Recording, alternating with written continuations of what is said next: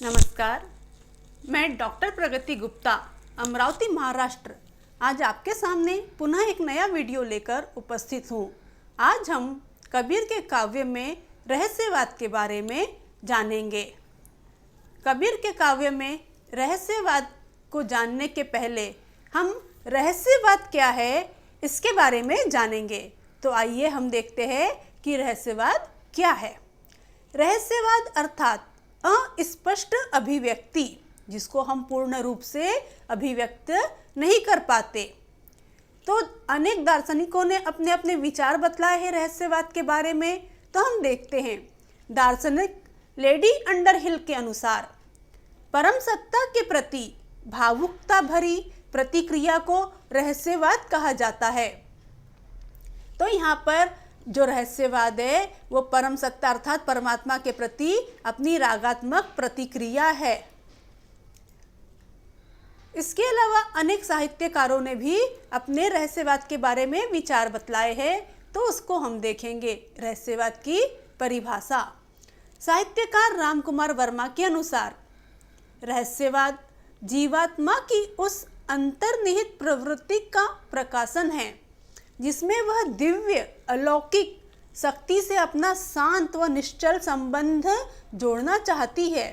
यह संबंध इतना बढ़ जाता है कि दोनों में कुछ भी अंतर नहीं रह जाता।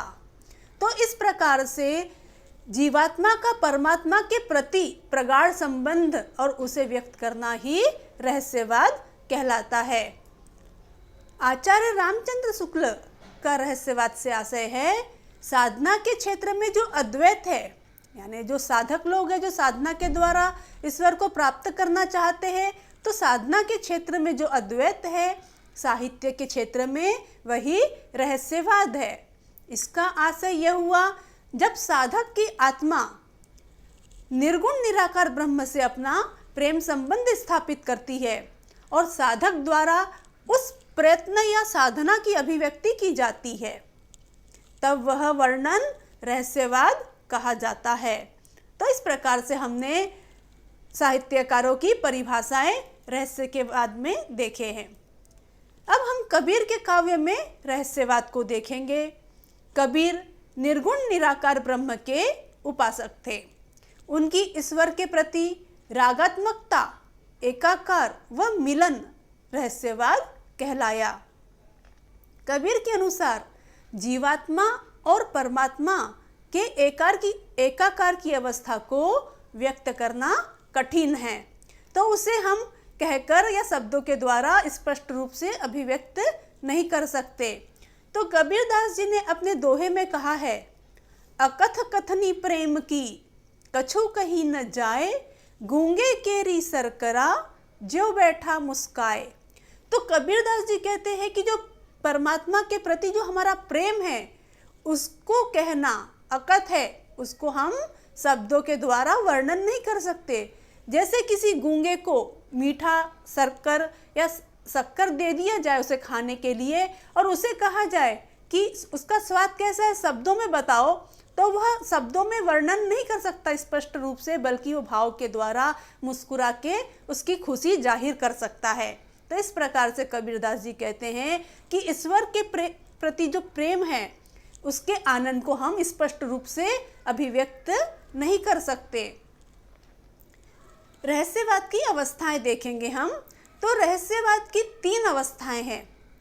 सबसे पहली है जिज्ञासा, दूसरी है ज्ञान और तीसरी मिलन।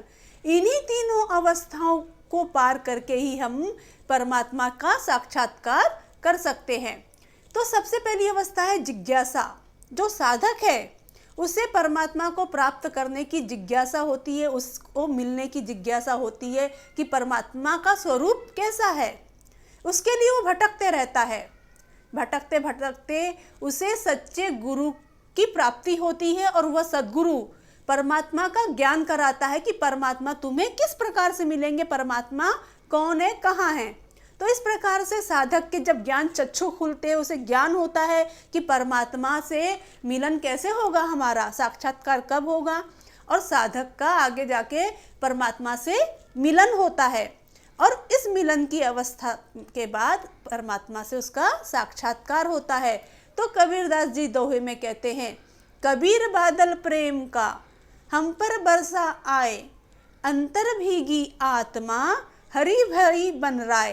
तो कबीरदास जी कहते हैं यहाँ जो प्रेम का जो बादल है, जो ईश्वर के प्रति जो हमारा प्रेम है, ईश्वर का जो प्रेम है वो हम पर बरस रहा है और उस प्रेम की वर्षा से हमारी अंतरात्मा भीग गई।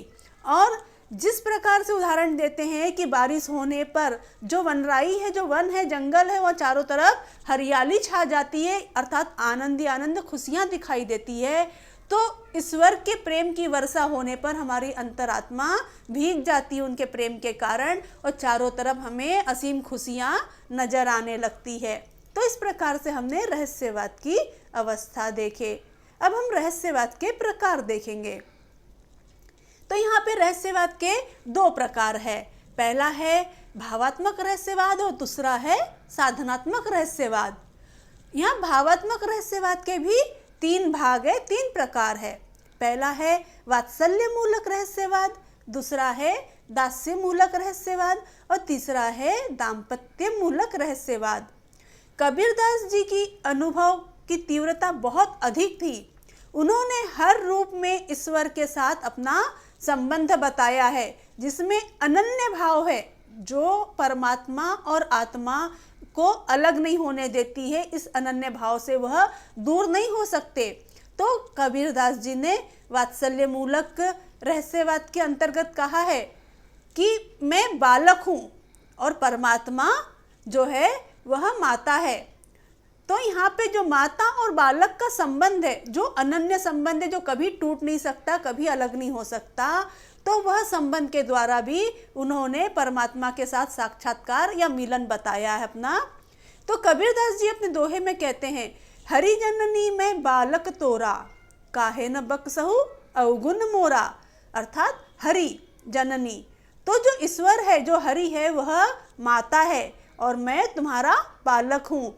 तो अर्थात हमारा अनन्य संबंध है ईश्वर और माता और बालक का, जो कभी अलग नहीं हो सकता। और मेरे कितने भी अवगुण और अपराध हो तो वह जो मेरी माता है, जो मेरा ईश्वर है, उसे वो क्षमा कर देगा और मुझे अपना लेगा। तो इस प्रकार से कबीरदास जी ने ईश्वर से अपना माता और पुत्र के रूप में संबंध दिखाया है। दास्य मूलक रहस्यवाद की अवस्था में कबीरदास जी अपने आप को सेवक बताते हैं और परमात्मा को सेव्य मालिक बताते हैं और स्वयं को तुच्छ बताते हैं।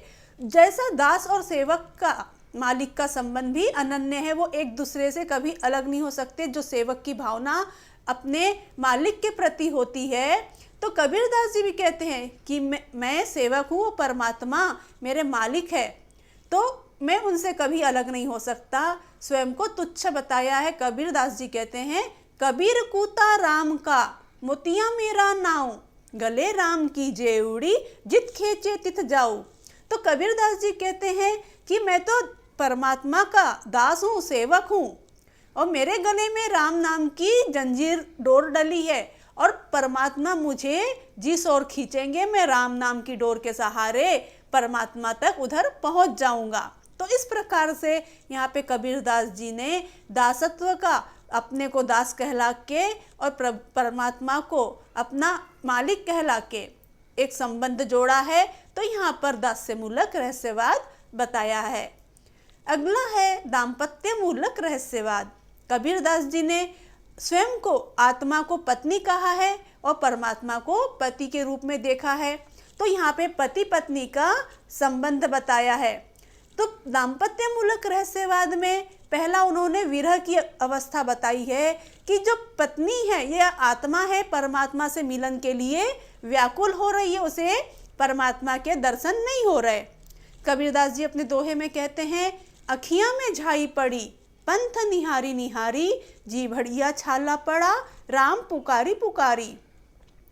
तो उनका कहना है कि जो प्रभु है, प्रभु से मिलने के लिए, परमात्मा से मिलन के लिए उनकी राह देखते देखते कि हमें परमात्मा के दर्शन कब होंगे, तो आँखों में झाई पड़ गई। अब उस आँखों से धुंधला दिखाई देने लगा है और जीभ में प्रभु का, परमात्मा का नाम पुकारते पुकारते, राम अर्थात जो कबीरदास जी निर्गुण ब्रह्म राम के निर्गुण राम के उपासक थे, तो राम का नाम जपते जपते जीभ में छाले पड़ गए, लेकिन परमात्मा के अभी दर्शन नहीं हुए, साक्षात्कार नहीं हुआ।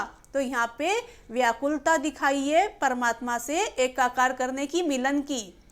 अगली अवस्था में उन्होंने दाम्पत्य मूलक में मिलन की अवस्था बताई है।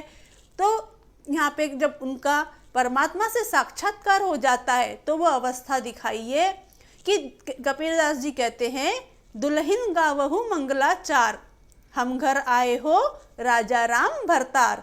अर्थात मुझे परमात्मा प्राप्त हो गए, मुझे परमात्मा का साक्षात्कार हो गया। अर्थात अतः जो चारों ओर मेरी सखियाँ या जो गांव की वधुएं हैं, दुल्हन हैं, वो अब मंगलाचार गाओ, उनके स्वागत करो, क्योंकि अब हमारे घर में हमारे राजा राम अर्थात भरतार यानी मेरे पति परमात्मा आने वाले हैं, तो आप मंगलाचार करो, खुशियाँ मनाओ। तो इस प्रकार से कबीरदास जी ने दाम्पत्य मूलक रहस्यवाद के अंतर्गत इस अवस्था में भी ईश्वर को, परमात्मा को प्राप्त करने का जो है वो अवस्था दिखाई है। तो इस अवस्था के पश्चात एकाकार बतलाया गया है कि आत्मा और परमात्मा का मिलन होने पर द्वैत भाव समाप्त हो जाता है। जब हमें परमात्मा का साक्षात्कार हो जाता है तो आत्मा और आत्मा परमात्मा में ही अपना स्वरूप देखने लगती है। तो कबीरदास जी कहते इस यहाँ पर अद्वैत से प्रेरित होकर चारों तरफ उस परमात्मा का ही प्रकाश, उसकी छाया देखने लगते हैं। तो यहाँ अपने दोहे में कहते हैं, लाली मेरे लाल की जिद देखो तित लाल, लाली देखन मैं गई मैं भी हो गई लाल। तो कबीरदास जी कहते हैं कि लाली मेरे लाल की अर्थात जो मेरे परमात्मा का जो प्रकाश है, जिसका मैंने दर्शन किया, तो मैं जहाँ भी देख रहा हूँ उनका साक्षात्कार करने के बाद चारों तरफ मुझे उस परमात्मा का ही प्रकाश उस दिखाई दे रहा है, उसकी ही आभा नजर आ रही है। लाली देखन मैं गई अर्थात मैं परमात्मा से मिलने गई तो मैं उसी के रंग में रंग गई, अर्थात मैं परमात्मा के साथ मेरा एकाकार हो गया। तो इस प्रकार से कबीरदास जी ने अपने दोहों के द्वारा परमात्मा से एकाकार बताया है। तो आगे इस अवस्था में, एकाकार की अवस्था में कहते हैं कबीरदास जी कि परमात्मा से एकाकार होने के पश्चात जहाँ मैं और तू अर्थात मैं यानी स्वयं और परमात्मा दोनों का जो अलग अलग भाव था वह समाप्त हो जाता है। यहाँ बूंद में समुद्र, समुद्र में बूंद मिलने की अवस्था आ जाती है कि दोनों एक ही रूप है, एक ही रूप से निर्माण हुए हैं। तो कबीरदास जी अपने दोहे में कहते हैं कि जल में कुंभ, कुंभ में जल, बाहर भीतर पानी, टूटा कुंभ जल जल में समाना, यह तथ कोह न जानी। तो कबीरदास जी कहते हैं कि जैसे जल में कुंभ और कुंभ में जल है, यदि हम किसी जलाशय में जाते हैं कुंभ लेके जल भरने के लिए, तो कुंभ के अंदर भी जल रहता है और कुंभ के बाहर भी जल रहता है, यानी पानी दोनों तरफ है, अंदर भी बाहर भी। लेकिन यदि कुंभ टूट जाता है, वो घड़ा टूट जाता है, तो पानी एक हो जाता है ना। तो ये बताया गया है, कबीरदास जी कहते हैं कि जो घड़े रूपी जो हमारा भ्रम है या मोह की जो बंधन है वह टूट जाने पर हमारे जो आत्मा और परमात्मा का जो एकाकार है वो एक हो जाता है। वो अंदर भी, हमारे मन के अंदर भी परमात्मा है और बाहर भी परमात्मा है, दोनों का एकाकार हो जाता है और एक ही रूप में अंदर का जल और बाहर का जल जैसे एक जैसा दिखाई देता है। तो मन का भ्रम टूट जाने पर, माया मोह का जो बंधन है वो टूट जाने पर हमारा परमात्मा के साथ एकाकार हो जाता है। तो इस प्रकार से कबीरदास जी ने भावात्मक रहस्यवाद के द्वारा अपना ईश्वर के साथ जो अभिव्यक्ति है, प्रेम की रागात्मक अभिव्यक्ति है, वह बतलाई है। इसके पश्चात हम साधनात्मक रहस्यवाद देखेंगे। तो कबीरदास जी के रहस्यवाद के ऊपर, साधनात्मक रहस्यवाद के ऊपर जो सिद्ध है, नाथ है, हठयोग है, इन सब का प्रभाव दिखाई देता है। तो यहाँ पे साधना के द्वारा उन्होंने परमात्मा को प्राप्त करना बतलाया है कि साधना की जो अवस्थाएं हैं उनके द्वारा परमात्मा के साथ एकाकार करना। तो उसके लिए, उसे व्यक्त करने के लिए उन्होंने कुछ जो साधनात्मक रहस्यवाद के हठयोग के जो गूढ़ शब्द थे उन शब्दों का प्रयोग किया है, कुछ प्रतीकों का प्रयोग किया है, जैसे षट चक्र है, ईड़ा है, पिंगला है, सुषुम्ना है, ब्रह्मरंध्र, अनाहत तथा प्रतीकात्मक शब्द जैसे चंद, सूर, नाद, बिंदु, अमृत, औंधा कुआं, सुरति, निरति। तो इस प्रकार के शब्दों का उन्होंने प्रयोग किया, जो शब्द सुनने में थोड़े दुरूह कठिन हो जाते हैं, लेकिन इस रहस्यवाद के अंतर्गत जब भक्ति मिल जाती है और भक्ति की सरसता मिलने के कारण ये सहज और सरस हो गए। कबीरदास जी केवल तपस्वी या योगी नहीं थे कि साधना में डूबकर वो ईश्वर को, परमात्मा को प्राप्त करना चाहते थे या उनका साक्षात्कार करना चाहते थे। वो तो भक्त थे, वो अपने मस्ती में ईश्वर की खोज में परमात्मा के लिए साक्षात्कार करने निकले थे और उनकी जो भावों की सरसता इसमें आ गई और भावों की सरसता आने के कारण जो उनका साधनात्मक रहस्यवाद है वो भी सरल और सहज हो गया। तो इस प्रकार से हमने यहाँ पर जो रहस्यवाद है कबीर के काव्य में वो देखा कि कबीर के काव्य में जो रहस्यवाद है वो ईश्वर के प्रति रागात्मक प्रवृत्ति है कि ईश्वर के प्रति अपना प्रेम प्रकट करना और उस असीम आनंद को व्यक्त करना। तो यहाँ पर हमने कबीर के रहस्यवाद को देखा। धन्यवाद।